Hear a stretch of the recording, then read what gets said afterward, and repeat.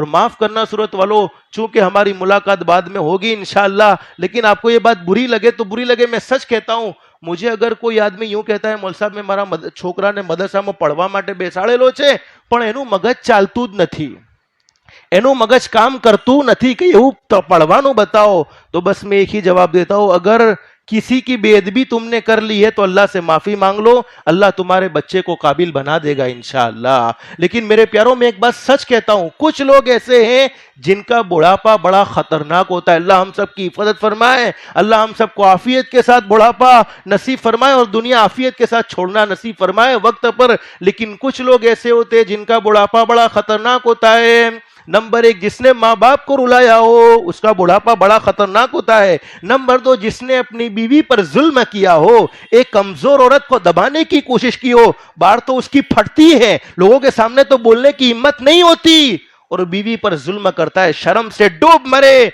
जिसने अपनी बीवी को डराया। और हदीस शरीफ में लिखा है वो बड़ा सख्त कमीना कमीना कमीना है जिसके गुस्से से उसकी बीवी उससे डरती है। बहुत से लोग कहते हैं મારી बीवी तो એવી છે મારાથી ડરતી જ નથી, હું એનાથી ડરતો જ નથી, એ મારાથી એવી ડરે कि घर में जाऊं तो कांपती है, ये अच्छी बात नहीं है। हदीस शरीफ में इसको कमीना बतलाया, एक बीवी पर जुल्म करने वाला, माँ बाप को सताने वाला, और जिसने दीन के काम में रोड़े डाले।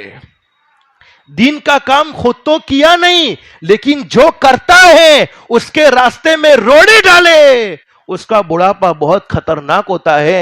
अल्लाह से माफी मांग लेनी चाहिए। और जिसने अपने उलमा को सताया, अपने उलमा की तौहीन की, इसका बुढ़ापा भी बड़ा खतरनाक होता है। और मेरे भाइयों ये बात याद रखो, दुनिया में हर गुनाह की सजा, जैसे एक आदमी ने जिना किया कुरान में सजा मौजूद है, चोरी की कुरान में सजा मौजूद है, उलमा के साथ बुरा सलूक किया उसके बारे में कुरान साइलेंट, लेकिन हदीस में हमारे नबी ने क्या फरमाया, मैं और मेरा परवरदिगार आलम कल कयामत में उसके साथ जंग करने के लिए तैयार होंगे जिसने उलमा को सताया है, जिसने उलमा को रुलाया है। और मेरे प्यारों, हर गुनाह की सजा दुनिया के हाकिम देते हैं। जैसे एक आदमी चोरी के मुकदमे में पेश किया गया तो हुकूमत की तरफ से सजा मिलेगी, अरे शराब के अंदर पेश किया गया हुकूमत की तरफ से सजा मिलेगी। लेकिन जिसने किसी आलिम को सताया, जिसने किसी आलिम को रुलाया, उसको दुनिया वाले सजा नहीं देते, खुद उसकी औलाद उसको सजा देती है।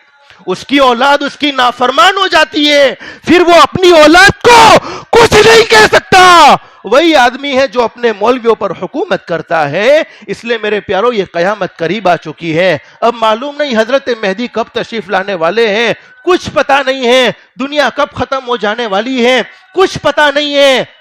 तो कयामत के आने से पहले पहले इल्म को खत्म होने मत दो, बल्कि उलमा बनाओ। उलमा से चूंकि बयान फरमाया, अगर अपने बच्चों को आलिम नहीं बना सकते तो कम से कम उनसे नफरत की निगाहों से उनको न देखो, मोहब्बत की निगाहों से देखो, जिसके नतीजे में अल्लाह पाक हमें आखिरत में भी कामयाबी नसीब फरमाएगा, दुनिया में भी कामयाबी नसीब फरमाएगा। अल्लाह हम सबको अखलाक मुस्तफ़ा वाली जिंदगी नसीब फरमाए।